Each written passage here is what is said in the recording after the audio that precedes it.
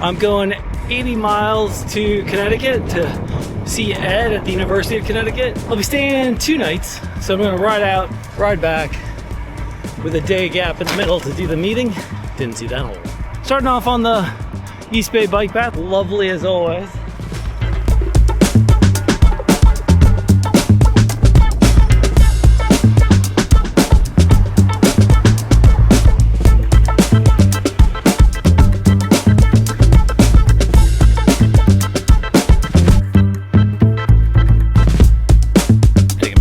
Break. I just do like some walnuts and some dates and peanuts. Every 20 miles, stop for a couple minutes. I'm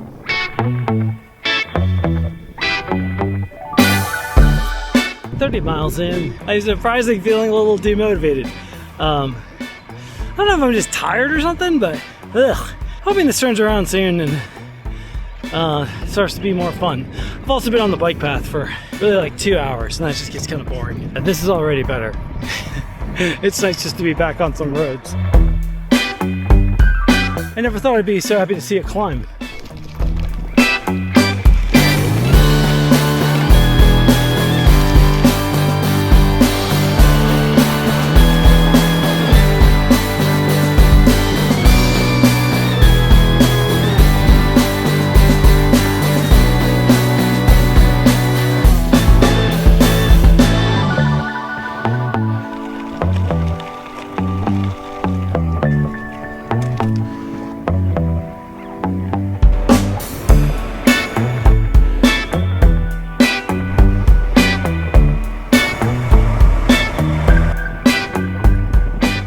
Got to a gas station to get some refills, and one of my panniers is gone. It bounced off the bike somewhere. So now I'm backtracking. I do have an iPad in there with Find My. It says it's 10 miles away. Don't scare me like that, brother. Am I happy to see that bag? It was down this gravel descent. I was coming down kind of here-ish, and that bag is over there-ish. This kind of changes the plan. I thought it was gonna be like riding in the daylight and I wouldn't have to ride at night, but it's like 6:30 now. The sun's going down. I probably had 2 more hours of daylight left, but I've got at least 3 hours of riding left. I got lights. I can ride in the dark. All right, we're back on the road. It's I feel good. Like, you know, I didn't go to plan, but glad that I found it. Get in when we get in, doesn't really matter. Not on a schedule, so just enjoy the ride. Let me cut in here because I didn't record a whole lot after the sun went down. What was during the daylight hours a really beautiful scenic ride, at night was just grinding out miles staring at asphalt. There were 25 climbs on the route, according to my Wahoo. Around 10 p.m., I hit climb number 21. And when that hill reached 14% grade, I had nothing left in the tank. I got off the bike and I trudged my way up. At the top of the hill, there was a stone fence, and I sat down and I kind of considered my life choices. This was supposed to be fun. What am I doing? This has stopped being fun. I pulled out my phone, I pulled up Lyft, and sure enough, within 10 minutes, I could get a lift. So I texted my buddy Ed, and I explained the situation to him, and he said, don't do that, just send me your location. I'm already walking down the driveway. I'm gonna come pick you up. He showed up in like 15 minutes. He had 4 giant bottles of Gatorade and drove the last 10 to 15 miles to the Airbnb. So that was how the night ended. Let's get back to the trip. Back on the road this morning. It's a little rainy, not too far to go, like 8 miles up. Check it out. This road has a little bike lane. That's really pleasant. It's a little unnerving in the rain at high speed on these small country roads. So I am really happy to have a little bike lane. Brighten up my day, a little rainy day. All right, so made it to UConn.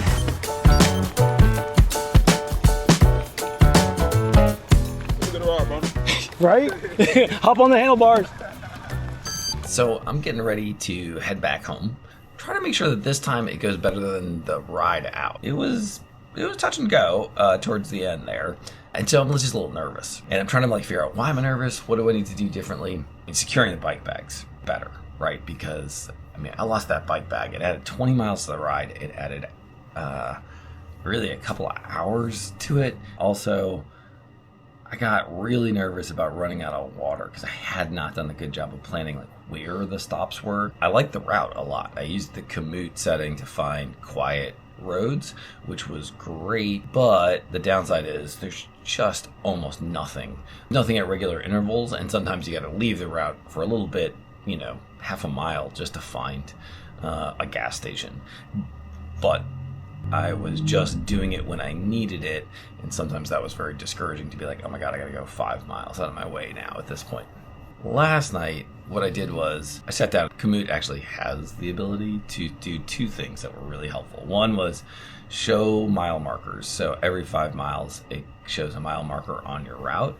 So I could use that better to gauge roughly when I'd want to have a stop, and then show gas stations and convenience stores and restaurants. I feel like an idiot that I didn't see those options earlier, but they're not on by default. So I just went along the route, walked my mileage, and every 10 miles if available, I'd mark where I could stop and get water. I don't intend to stop every 10 miles, but 10 miles feels like a doable distance regardless of where I'm at. Those couple of things will really make it a lot better today. I've rested a bunch. My legs feel a lot better than they did yesterday, so hopefully it won't be too bad. Oh, and leave earlier. I was definitely riding too much in the dark, so I'm gonna leave earlier today and then just have a plan. I know where I can eat a real meal. Okay, we'll see how it goes. Rolling out on my way back to Rhode Island. Just left Tallinn, Connecticut. Got some breakfast, got some coffee. Feeling pretty good. Step out, dream an ocean, let the brighter days begin. So I just made up this climb. This is the intersection where I gave up on my ride here. Coming up that hill, which I think matches the hill I just came up, which was brutal, and I'm fully rested. Now I know how far away I was. Ooh, I'm glad I called it on Monday night. I was not gonna make that. No way. Hear the laughter, let it echo from within. Step out, love is growing deeper, let the brighter days begin. 8th climb done. Almost there. Not almost there. I'm delirious. I was halfway done with the climbing. Woo! Very tempted to stop at this vineyard, but probably wine's not the right choice.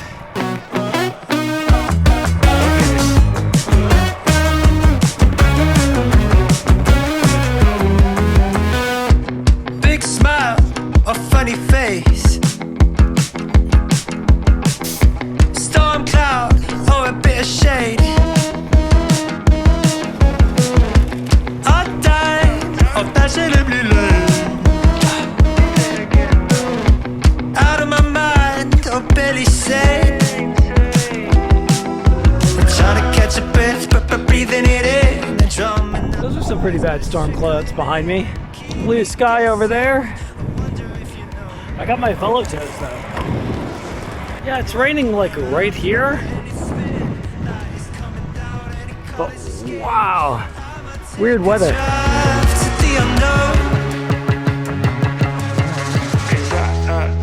I wonder what it feels like.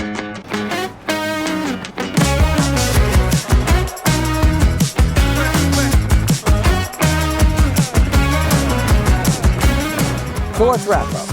The return trip, it went great.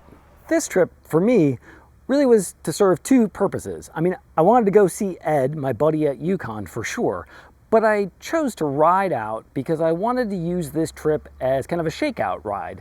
I didn't want to do a longer trip until I'd done a kind of short trip and figured some stuff out, and I'm glad I did.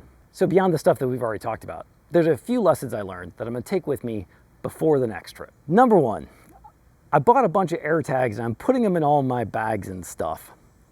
It was just dumb luck that I happened to have my iPad in the bag that launched itself off my bike so I could go find it. If it hadn't been for that, I don't think I would have found that bag. It was just way further back than I imagined it would have been. I found out that Ortlieb has updated their latch system to the Quick Latch 2.2, and I bought those latches and installed them on my panniers, and they look like they're quite a bit better. The additional weight and the hills really impacted my pace more than I had predicted. I was overly optimistic about how fast I would be riding, and that really messed up my time estimates. So I know now to plan for more time because I'm just gonna be riding slower. Similarly, I think I stretched a little too far on the distances that I planned for the route. I was basing this on what I can do comfortably with an unloaded bike in flatter terrain. Something closer to 60 miles a day is probably more realistic for me with a loaded bike and the elevation gains I'm looking at. Speaking of elevation gain, I also think I want easier gearing on my bike. With the loaded bike, it really was a struggle to get up some of those steeper grades. I've already changed out my cassette to an 11 to 36, but I'm going to also drop to a GRX front crank so that I can get down to a 4630, which would be a lot easier. When I got to the Airbnb, when I plugged in my Wahoo, it did not work. I realized at that point that I had never tried that exact charger, that exact cable plugged into the Wahoo. I ended up needing to grab a USB-A to USB-C dumb power cable, and that charged the Wahoo just fine. I think my real takeaway from that was make sure you're checking the actual gear you're bringing with you, not just something that looks the same. Making the pack lighter however I can. So certainly I took some stuff that I didn't need, and I can scratch that off the list. That's easy weight to save. But then also just little bags and organizational units that I use inside the bags, going down to lightweight versions of those. So anywhere I can scrub some weight off, I'm gonna do that. And while I want to pack less, the one thing that I missed in the pack was something warm, like a merino wool base layer or something like that. It would have been pretty lightweight, could have stuffed it in the bag, and it would have been really great in those cold moments. Another thing that came up a couple of times is that I would have an instinct to do something, stop for water. Nah, I'll do it on the way back, or I'll get the next one. And each time I did that, it was the wrong choice. So when I have an impulse to do something and take care of a potential problem, just do it right now. And then you don't have a little regret later on like, oh man, I should have done that back there. I ride with the Wahoo Element Bolt 2, and it's been great on these rides to have a map that's not my phone. It gets better battery life, all that stuff. Great, great, great, great, great. However, when I had to stop and reroute to get back to the bag that I dropped, that whole kludgy process of like trying to map a route on my phone in Komoot, get it into the Wahoo Element app, and then blast it to the head unit over Bluetooth, it was not working. And I just would stuff my phone in my jersey pocket, then I'd pull it out and check Komoot and just watch my route, which worked out. But what would have been great right then is just to have a quad lock mount to slam my phone onto my stem. I guess the last lesson I learned was just don't rush. I would find myself hurrying to pack up, hurrying to do whatever. Take a beat, slow down, breathe, and just fix your stuff. All right, that's all I got. I hope this is somewhat entertaining or helpful for you if you're looking at taking your first overnight trip on the bike. I'm pretty excited to have done the first one, had some problems, and figured out some solutions. Catch you on the next one.